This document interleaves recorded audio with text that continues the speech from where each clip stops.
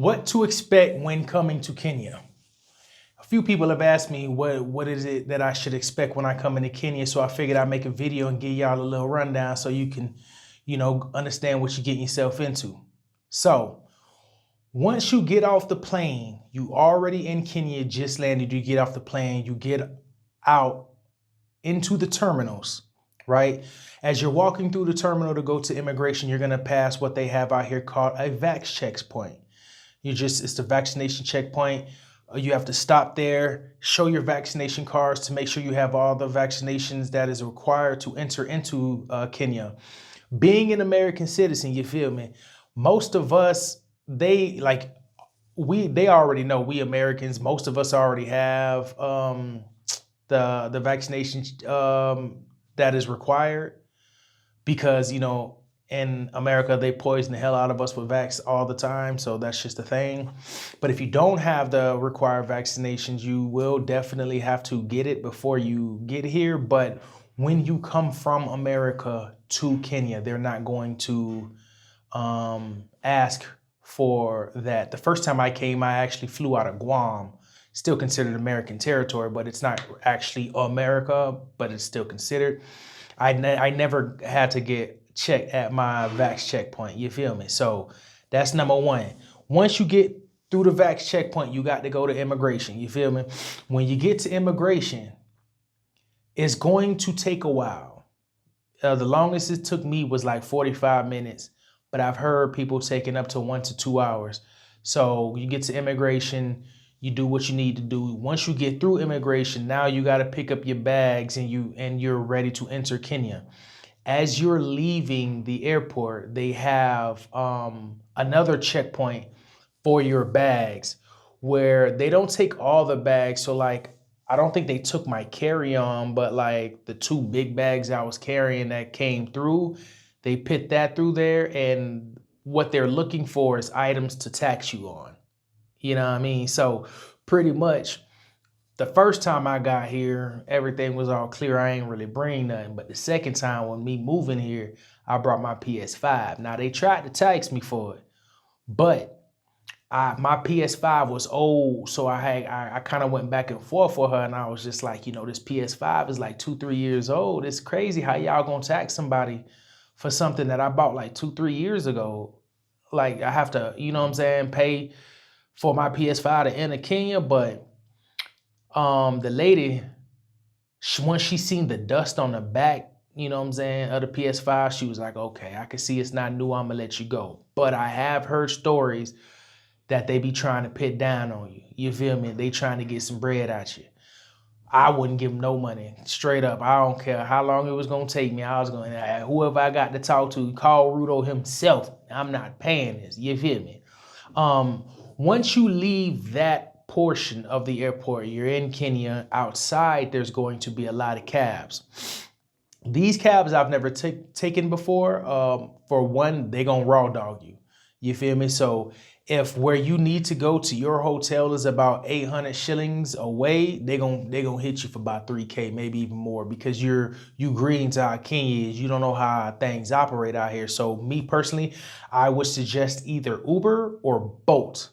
Bolt is better for places out here that are hard to get to. So if you're going to Kibera, which most people aren't going to go to Kibera because it's the slums, you need something like Bolt, because Uber, they'll just get lost. I don't know why, that's just how it is. So, but most of the places that you go to, you're going to be solid. All you need is Uber. There's not really no difference of how much they charge, I don't think. But mostly I use Bolt out here. I use Uber sometimes, but it's just a preference. Now, your place that you're going to be staying at, you either got to get an Airbnb or a hotel before you arrive. Because before you even fill out your ETA, you're definitely going to have to show them that you're staying at a place. So the first time I came here, of course, I had an Airbnb, put that down. As far as the living conditions in your Airbnb, I don't see a dramatic difference from living in America than living here. The only difference I can say is there is no central AC in most of the houses. Some of the hotels, they do have AC, but most of the houses, there is no central AC. Like my house that I live in now, I live in an apartment. Um, it does not have AC, but I haven't had a reason to need AC, but also it's not the summer yet. It's actually the winter. So it would be nice to have like a little heat, but it's not as cold to where you would need to put it on. Just put on a couple pair of clothes. Like right now, you see I got a hoodie on and I'm cool with wearing the hoodie. So that is another thing as well. Now, some of the hotels are gonna have like restaurants and bars, gyms, and kind of the same. And with America, it's not too much of a difference. But I haven't stayed at that many hotels here in Kenya. So if you do have a bad experience staying at a hotel, I'm not quite sure with that. I only stayed at one hotel. That was Corey Shell in Mombasa. And I plan on going back there because the food was amazing. It's right on the beach. Everything about Corey Shell I just loved. We're in the middle of looking for another place out there, but I ain't gonna lie, Corey Shell probably gonna be the one we go to. Another thing you could look forward to, or another thing I should say that you can expect from living in Kenya or just visiting Kenya is deodorant. Okay? Not everybody wears deodorant. I didn't travel the world, so I didn't been to a lot of places where people don't wear deodorant, but in Kenya, sometimes you're gonna get in an Uber and that thing gonna be funky. I promise you, it's gonna be funkified. And it ain't even a thing to where you might think, oh, well, they can't afford deodorant. Nah, them Uber drivers can definitely, if they can afford a car, they can afford deodorant. But it's just not, I guess, a big thing for some people. But for the most part, I would definitely put that on the list of things to expect because it is, you will get in a Uber on a hot day and he might roll up the windows, had an AC dumping, but I'm talking about it's shooting out straight funk. You feel me? So that's another thing to look out for. You know what I'm saying? You might get in the cab and, hey, nigga just might not have deodorant, or you might be walking in CBD or whatever and you just smell somebody funky. It is what it is. As far as that, though, I would say the people are very, very nice in Kenya. I haven't had an issue with anybody. I can say, though, that being a black male, that it is very nice. People are very nice to me for sure. I can say that I do witness, like, it seems like the men kind of be rude to women out here. I mean, it's no difference in America because I hear black women say it a lot in America as well, that the men typically are rude to them. And me, I would think it would be worse in America because, you know, I didn't see it in America where a woman be like, hey girl, what's your name? And then she don't say anything and he be like, well, fuck you then, bitch. Like a nigga might fight you in America for that. Like, nah, I'm not even playing. Women have got shot at for that, for not even giving somebody their name and their phone number. And I haven't really heard of anything like that in Kenya. That's why in my book, I would think it will be worse in America, but I am a black male, so that will be something you should talk to my sisters about. They out here, find a page and link up with them. I haven't heard anything bad though. So I would say that for the most part, the people here are nice. The food service and service in general, I have not had one bad experience with food service. I feel like the service here is great. I haven't had service here that I would say it is substantially different than America. I know a lot of people who come to Africa, they do have certain things they say about the service not being up to par, but you have to wait like 2-3 hours, you know. Now, if you're in a place like some of the lounges we went to, like when it's packed, yeah, you're gonna wait a little minute because it's packed, but that's even in America, you know what I mean? So that's just something that come with service. Cell phone service. Of course, if you don't know about your cell phone service plan, you should probably call your service provider, but I would say T-Mobile and AT&T work out here. AT&T definitely gonna bust your head with that $12 a day, because if you stay more than 10 days, they just gonna charge you $100. But it's still better for some plans. I heard people coming out here using their phone for like a week and being charged like $800. You know what I mean? But you can definitely get like Holyfly, digital eSIM. Those work perfect out here too. Some of them are inexpensive, some of them are expensive. Just depends on what you need it for. So cell phone service is good as well. The traffic. Kenya's traffic is something different. I done lived in California, stayed in Virginia for a minute, Florida, Jacksonville area, really Middleburg, but Jacksonville area. So, there's a lot of traffic in those places. It's still different from here. I would consider this more like New York traffic if New York traffic barely moved. I don't know. New York traffic might barely move. I only been to New York a couple times, but that's not like I never been in New York, like stayed in New York. You see what I'm saying? So I'm not sure how bad the traffic is. I would just say here, the traffic is so bad that there was one time we was like, I would say like a 15-minute walk from where I stay. So it'd be like maybe a 5-minute drive or less. Traffic was so bad, I was like in that same spot for an hour. So I just told him, I said, hey man, listen, I just go ahead and walk out from right here. That way I can get there. You feel me? And then I just walked. And I still got there in a quicker time than it would have took him to drive. So traffic is definitely bad. Roads are definitely terrible. The roads are terrible. Not everywhere, but this is Africa. So there are some roads that are built up, some roads that are not, but it also depends on where you're going. Because if you're in Westlands, for sure, I haven't really seen too many bad roads in Westlands. But me, I stay in Suki Mao, so it's closer to JKI, the actual airport. I'm like 5-minute drive away from the airport, and the roads out here are terrible. The conversion rate for your money. If you are coming with US dollar, you are going to get a good bang for your buck.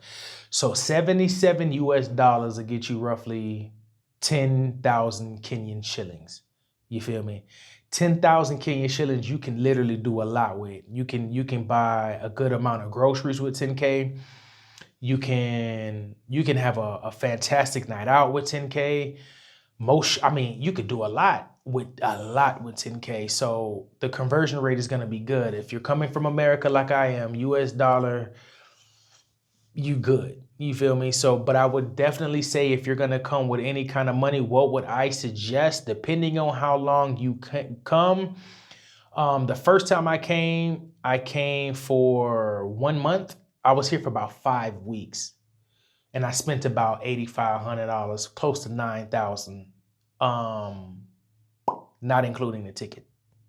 Okay, but I was balling. I was balling out. All right, I was in Kenya the first time, taking my girl out. We went to Mombasa, this, that, and the third. So, but now I've been here for close to 2 months. Yeah, I've been here about 2 months right now, and I haven't even paid $3,000. I haven't even spent $3,000 yet in those 2 months. So that shows you, depends on what you want to do. And I still been eating good and everything out here. But like I said, it all depends on what you want to do. The more money you get, the more bang you can get for your buck. The food. Kenyan food is typically, I would say, better. Because in America, our government literally doesn't give two shits about us. So most of the food is pumped with chemicals. Most of the fruit is fake, genetically modified. Like, it is so hard in America to go to the store and get good fruit, especially that's for a good price. So in America, I think for what I pay for 3 avocados, I think I pay like anywhere between $3 to $4. I could be wrong and I could be getting taxed, but I do know it is expensive there. In Kenya, pay 100 shillings for 3 avocados, and I love avocados. And 100 shillings is like, I don't know, maybe 50 to 75 cents, maybe even less. But yeah, the food's better. So when you're here and you eat the food, if you eat cooked food here by the locals, or you buy food yourself and you cook it yourself, one thing that I can say is going to happen to you from coming from America with a standard American diet, you probably gonna get sick. And you're going to think that maybe the food's not good, something's making you sick. It's not that. It's the simple fact that when you're in America, you're eating such bullshit food that's not even real and is toxic to your body that once you start eating real food that is good for your body, you're going to go through a detoxification process. Your body's going to be like, okay, now we got the good shit. We finna get all this other stuff out. So I would not stop eating the food. But that's, you can tell the difference between detoxing and food poisoning. I got food poisoning the first time I came here. Woke up in the middle of the night, like 3 o'clock in the morning, throwing up, shitting violently all day for like the whole day. That's food poisoning. What I'm talking about is like if you start eating the foods, you get the runny nose, you might get maybe a headache, you get diarrhea, but it's not like uncontrollable diarrhea. You feel me? Like I had, but you get a little diarrhea. That's regular detox. You're going to go through that. Really, you're going to go through that leaving America, going through any country, because I'm not going to lie, right? America poisons their citizens. It is all about poisoning their citizens, and I promise you that.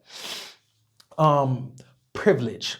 Now, being an African American, I can say that I do get privilege out here. I don't notice it, but my girl definitely points it out. You know, she say that when we go places, people, they give prompt service fast because they know I'm American and they know I'm gonna come with that bread. So, and they know how we tip. So we get good service. So I would say we do have a privilege out here in which we do not have in our own country. And I really haven't seen that privilege in other places. But I would say in Kenya, yeah, we definitely get privilege here.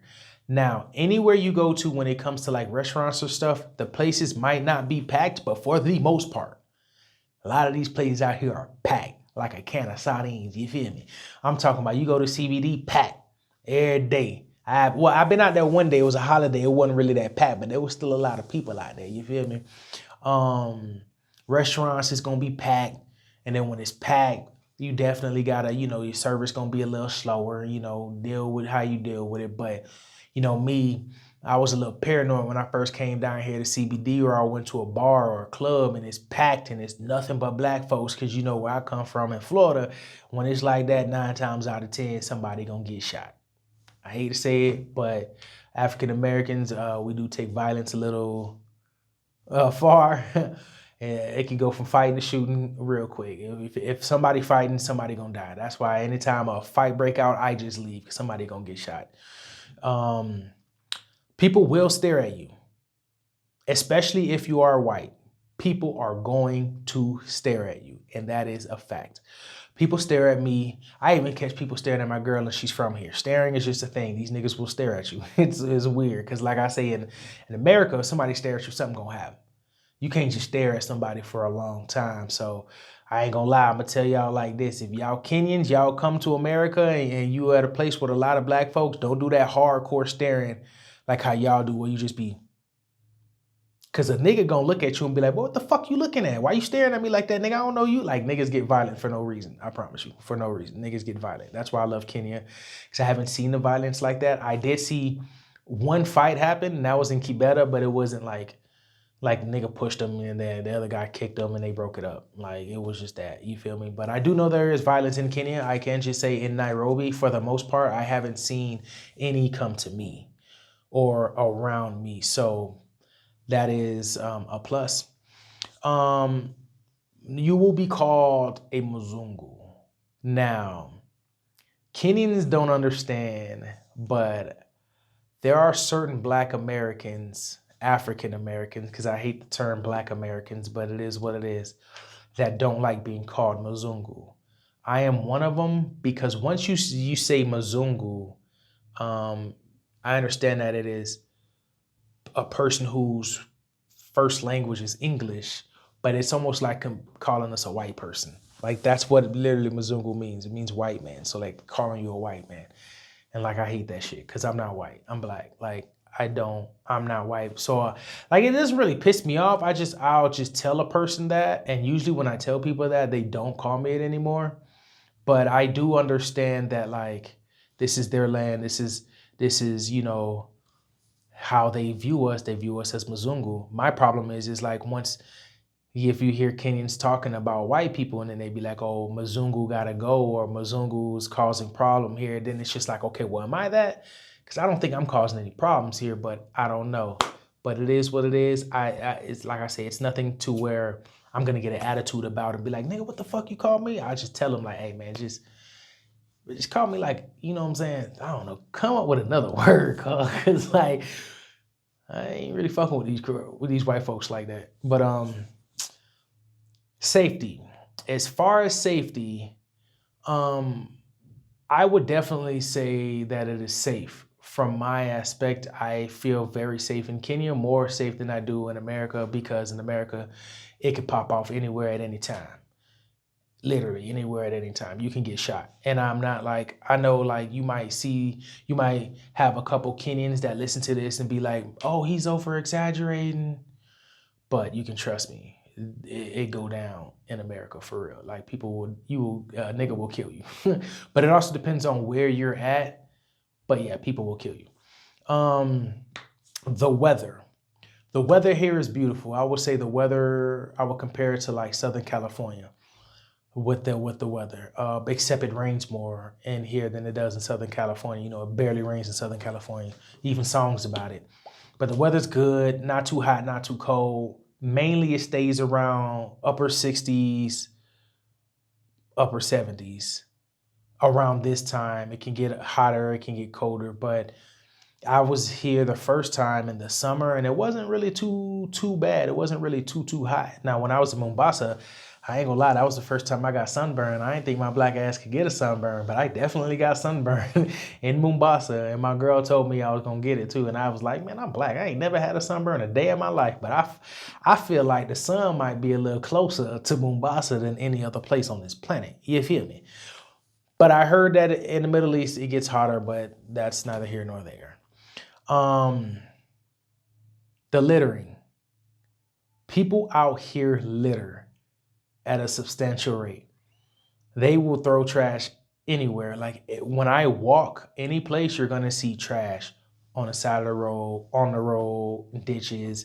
You might see empty lots where they just throw their trash out. So they going to litter. I don't know why they litter like that. I would think that you would want to take care of where you're from, but I guess they just don't care.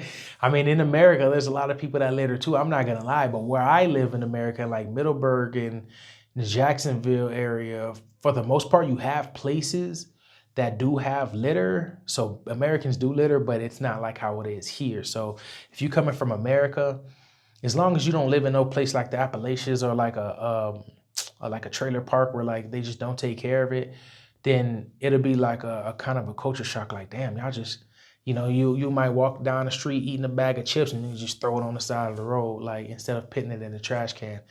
But it is what it is. That's how it is. I'm not quite sure how the trash systems work here in Kenya. You feel me? But you're gonna see a lot of litter. You're gonna see a lot of litter on the ground. Wild animals. People always asking, have I seen a lion, hyena, elephant? I ain't seen nothing. The only thing I seen out here is mosquitoes, and they been firing my ass up. I promise you. These mosquitoes been firing me up like we got beef, my nigga. Like, it ain't no game. I'm telling you. So, but I can say that I haven't gotten malaria, and I was in Mombasa getting ate by mosquitoes, and I didn't get malaria either, and I wasn't even taking malaria pills. So I haven't got malaria, West Nile virus, none of that. You know what I'm saying? I just get, you know, regular bumps with itching. But that's the only kind of wild animals I've seen besides your stray dogs, which we got that in America. And then your cow herders. You'll see cow herders a lot. And then, but that's about it. I haven't seen anything extravagant, but I plan on going on a safari so I can get footage of lions and tigers. And, well, I don't think Africa has tigers, but lions and elephants and zebras and all that there. The sickness. People always asking, are people sick here in Kenya? So the reason why people ask that is because if you come from America and you live in America, the news always shows us as Africa being sick. You always think you're going to come out here and get diseases, people just dying from sickness, people dying from, COVID, West Nile virus, the bubonic plague, like literally every sickness known to man is here, and it is killing Africa at an extreme rate. The best way you can stay safe is to not go to Africa. They lying. Niggas is not sick like that. I haven't seen too many people sick. As far as worse than America, nah, I haven't seen it as far as myself. But I'm not in the healthcare field. So I don't really quite know 100%. I just know from what I've seen, I haven't seen an abundance of sickness out here at all. So, as far as coming to Kenya, you're definitely going to have a blast. You definitely going to get a bang for your buck. You feel me? And you definitely going to have niggas trying to get money off your ass. That's just how it is in Kenya. Like I said in my first video, you got beggars and people who are trying to get over on you. You know what I'm saying? You're going to have people who, if you go and there's not a price and you say, hey, how much is that? They're going to be like, 2K, but it's really only for like 500 shillings. Like niggas is going to try to knock your head off. So if I was you, I'd get plugged in with a local, try to meet somebody, make a friend, either with an African American or with a Kenyan that's living here. Because when I got here, like I said, my girl, she handled all that. When we go by, she talked to them. She handled all that. They still try to get over, but she ain't going for it. So that's my suggestion. But even if they get over on you, like, I'm going to be honest with you, it's not that much of our money. You know what I'm saying? It's really not that much. You know what I'm saying? But it is what it is. It's pretty much embedded in the culture out here. They're going to try to get money off you. They're going to try to get over on you. But once you get acclimated with Kenya, you'll be good. Now, that's only with the shops that don't have regular price tags. So if you go get groceries and stuff and you go to like Navis or you go to like, because we go to Navis for the most part. Navis is like Publix. The prices is there. Or if it's not there, it's because you got to weigh it and then it gives you the price. But you'll get a fair price always at Navis. Carrefour is like Walmart. You got the malls. The malls are always going to have their prices on there, which is going to be more expensive than any other place because it's a mall, but it's the same in America. So pretty much that's my little rundown of what you can expect when you come to Kenya. Now, if you have any other questions or concerns that maybe you want to ask me or any comments that you just want to add, leave it down below and I will be quick to get to you and respond to y'all as fast as possible. I'm gonna try to keep a couple of these videos flowing, letting y'all know how I'm doing out here and everything and whatnot. But as far as me, I love it out here. I plan on living the rest of my life in Kenya if I could, because I love it. I love the people. I love my girl. You know what I'm saying? Everything about it out here is just, I like being black and being able to blend in with folk. You feel me? You walk down the street and you see nothing but niggas. I be smiling, you feel me? Nothing but niggas, you know what I mean? My brothers and sisters. But if, like I say, any questions, concerns, comments, leave it down below. Like, follow, share for more content, and holla at your boy.